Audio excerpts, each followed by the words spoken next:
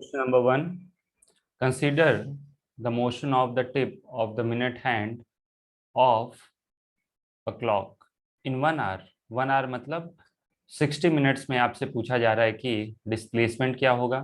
मतलब क्या होगा ये नहीं, आपको बताना है कि कौन कौन सी क्वांटिटी यहाँ पे जीरो होगा। तो देखो, जो मिनट हैंड होता है बच्चों,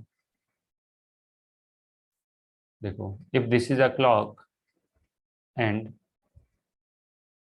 this is the minute hand, तो 60 मिनट्स में या फिर 1 आवर, जो क्वेश्चन में दिया है 1 आवर, 1 आवर में ये पूरा का पूरा मिनट हैंड एक बार रोटेट कर जाता है। और जब ये पूरा एक बार रोटेट करेगा तो इनिशियल पोजीशन जो यहाँ पे था ये पूरा घूम के वापस यहीं आ जाएगा।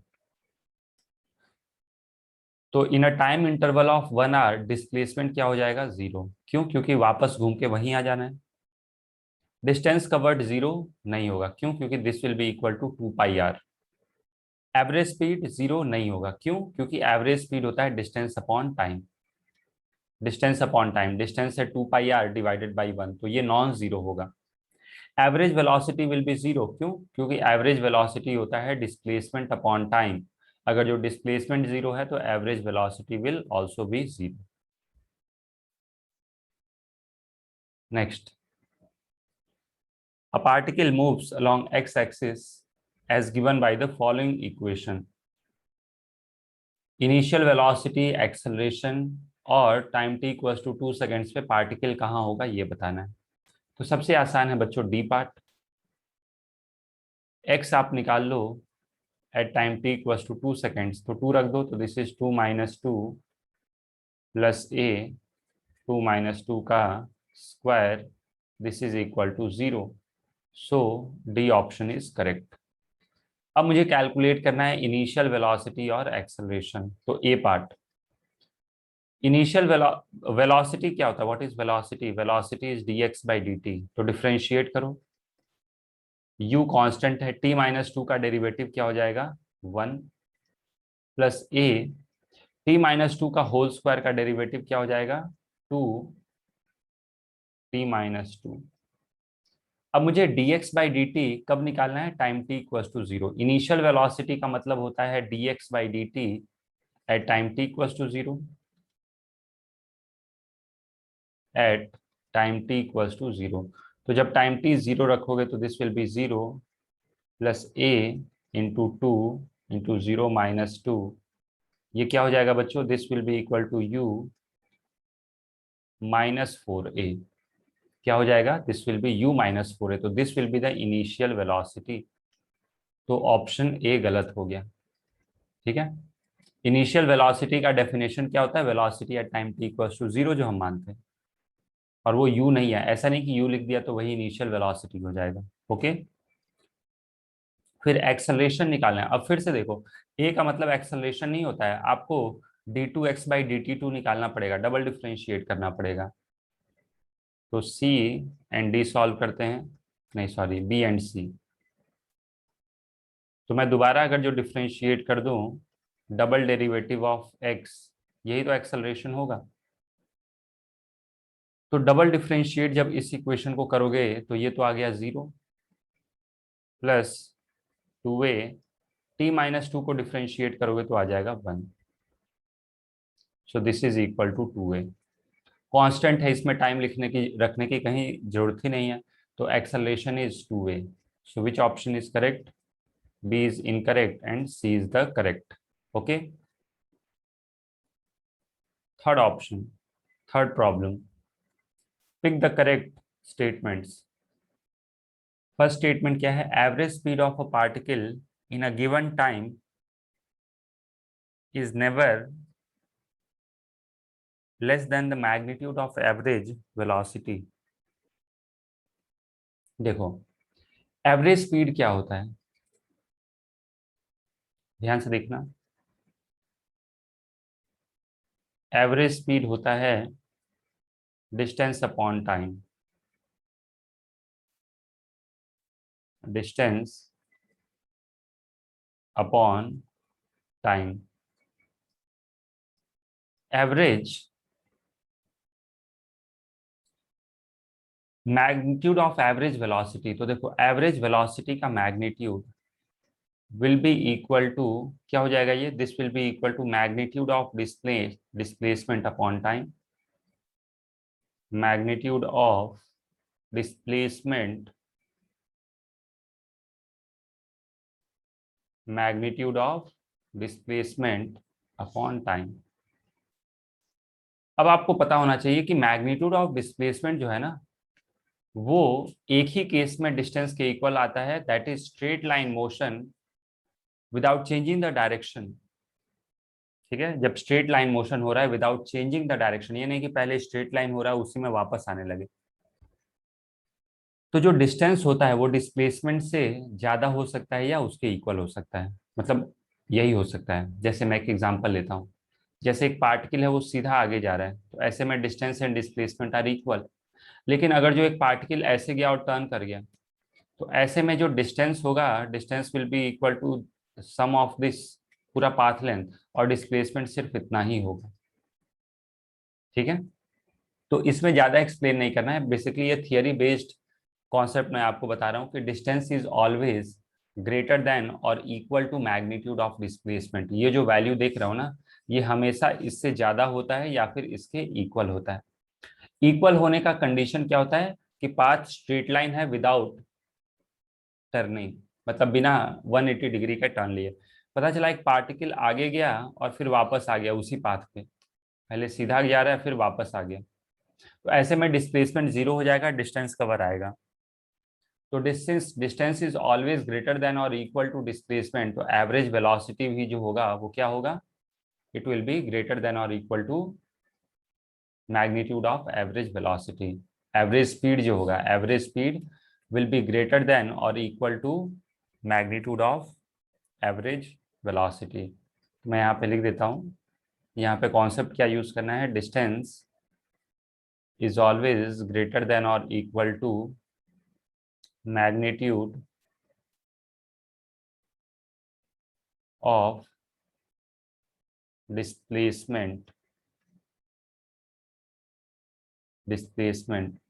Therefore we can say average speed is greater than or equal to magnitude of average velocity.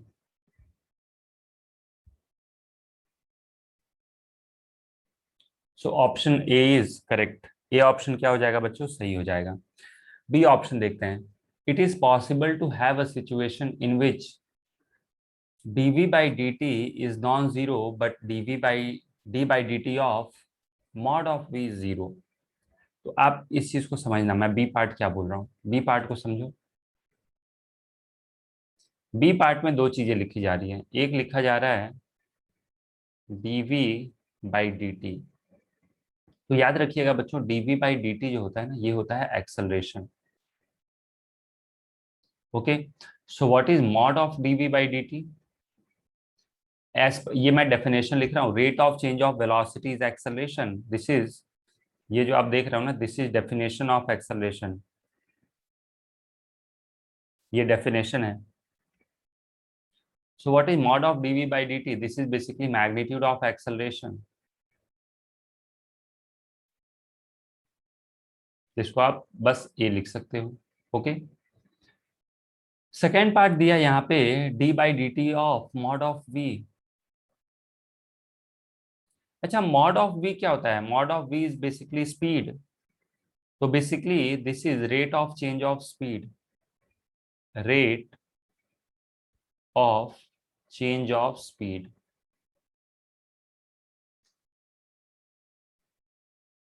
Rate of change of speed, सबसे पहले तो ये जो दो टर्म लिखे हैं ये समझ में आना जरूरी है। तो पहला टर्म क्या है, फर्स्ट टर्म इज, ये जो टर्म आप देख रहे हो दिस इज एक्सेलरेशन का magnitude, and this term is rate of change of speed. तो बोला जा रहा है कि क्या एक ऐसा सिचुएशन हो सकता है जहां पे rate of change of speed zero हो, मतलब स्पीड बदल नहीं रही है। इसका मतलब क्या है, इसका मतलब ये है, मैं यहाँ पे लिख देता हूँ, स्पीड है कांस्टेंट। इस स्टेटमेंट का मतलब है स्पीड इज कांस्टेंट। और इसका मतलब क्या है, इस स्टेटमेंट का मतलब क्या है, एक्सेलरेशन इज नॉन जीरो। मतलब एक्सेलरेशन होगा।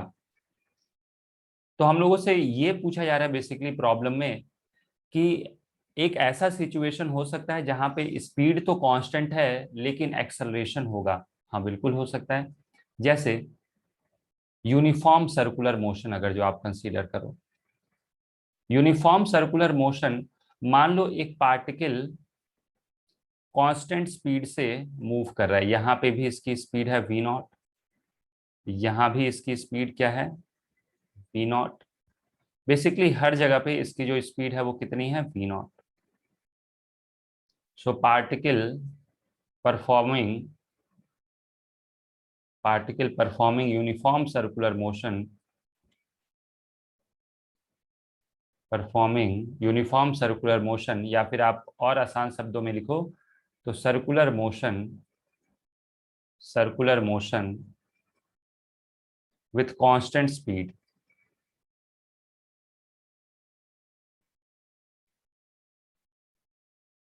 With constant speed. Circular motion करे, कैसे करे बच्चों, कांस्टेंट स्पीड के साथ। तो क्या यहाँ पे अगर जो मैं आपको एक्सप्लेन करूं तो क्या यहाँ पे dv बाई dt जीरो है? क्या rate of change of speed is zero, क्योंकि स्पीड कांस्टेंट है, स्पीड नहीं बदल रहा है। लेकिन क्या यहाँ पे वेलोसिटी बदल रहा है? यस। क्यों? क्योंकि अगर जो आप वेलोसिटी देखो, मैग्नीट्यूड तो कांस्टेंट है लेकिन लगातार डायरेक्शन चेंज हो रहा है, वेलोसिटी वेक्टर का डायरेक्शन चेंज हो रहा है। तो मैं यहाँ पे बोल सकता हूँ कि since direction of velocity vector, since direction of motion is always changing, always changing,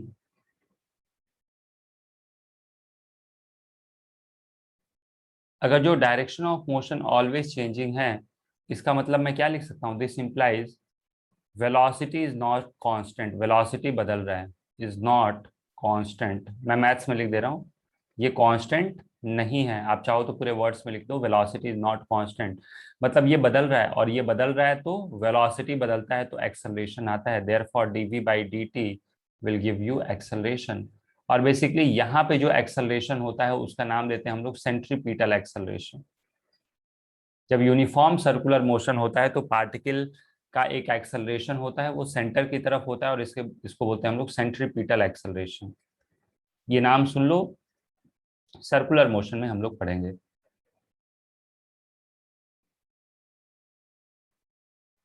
okay,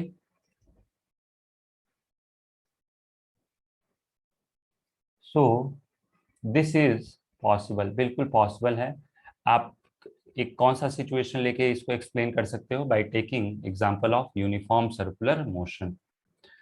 see the average velocity of particle is zero in a time interval, it is possible that the instantaneous velocity is never zero in the time interval. Yes, अभी तो देखा circular motion, देखो circular motion में ये possible है। कैसे? आपको खुद सोचना है एक एग्जांपल, ठीक है? जैसे अगर जो आप सर्कुलर मोशन देखो, ये अब आपको एक केस लेना पड़ेगा। मान लो ये जो पार्टिकल है, ध्यान से देखो, पार्टिकल का यहाँ पे है वेलोसिटी वी वेक्टर ऐसे, ठीक है? तो वी वेक्टर हर जगह अलग आएगा तो आप ऐसे वी नॉट लिख लो। यहाँ पे वेलोसिटी कुछ और ऊपर की तरफ हो गया, अच्छा यहाँ पे वेलोसिटी कुछ और, हर जगह पे कुछ वेलोसिटी आएगा।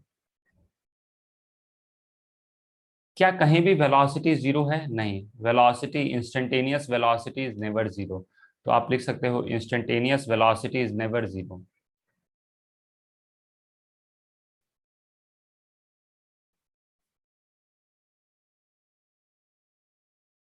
इंस्टेंटेनियस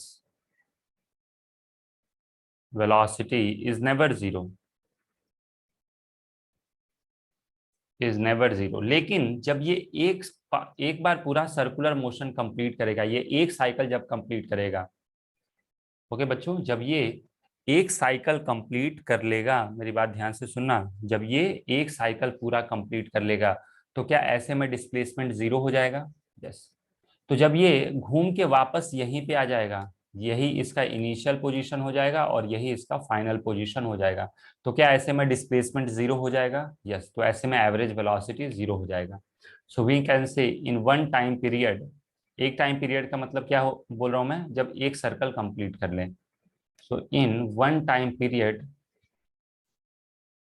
इन वन टाइम पीरियड, ठीक है, आप इसको अपने वर्ड्स में लिखना, मैं शॉर्ट में लिख रहा हूँ। हाँ, मैं बोल सब कुछ देता हूँ। वन पीरियड का मतलब जब ये पूरा का पूरा एक राउंड कंप्लीट कर ले। चलो मैं लिख देता हूँ, that is one complete round in in one complete round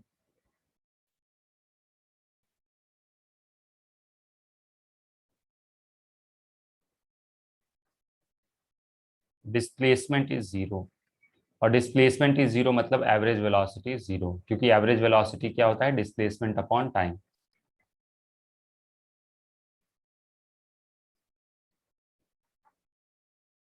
this implies average velocity is equal to zero. तो सी ऑप्शन इसलिए सही हो जाएगा। D option, the average velocity of a particle moving on a straight line is zero in a time interval. इस चीज को समझना, ये क्या बोल रहा है। डी ऑप्शन बोल रहा है कि average velocity of a particle moving on a straight line is zero in a time interval. एक टाइम इंटरवल में एवरेज वेलोसिटी जीरो है। It is possible that instantaneous velocity is never zero in the time interval. अब दो चीजें आप देखिएगा, एक तो पाथ है स्ट्रेट लाइन, पाथ है स्ट्रेट लाइन, और आप क्या चाहते हो? आप चाहते हो कि एवरेज वेलोसिटी जीरो हो। ठीक है, ध्यान से सुनना। डी पार्ट में पाथ कैसा है? Path is straight line.